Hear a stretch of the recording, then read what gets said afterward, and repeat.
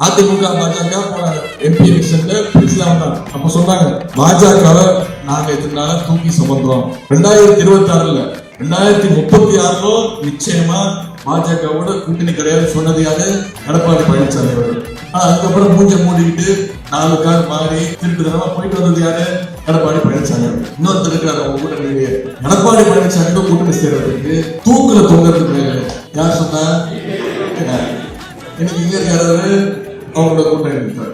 இன்னொருத்தர் சொன்னாரு திரு எடப்பாடி பழனிசாமி அவர்களுக்கு ஒரு கவுன்சிலர் அவருக்கு கூட தகுதி கிடையாது, அவர் ஒரு டயர் நக்கி.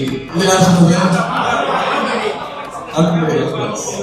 இதெல்லாம் நாம் மக்கள்கிட்ட மீண்டும் ஞாபகம். இது எப்பேற்பட்ட ஒரு கேவலமான ஒரு கூட்டணி அமைச்சு வந்திருக்கிறாங்க. எனவே நடக்கின்ற தேர்தல் டெல்லிக்கும் தமிழ்நாட்டுக்கும் நடக்கின்ற ஒரு தேர்தல். இதுல நம்ம தமிழ்நாட்டை காப்பாற்றி ஆக வேண்டும்.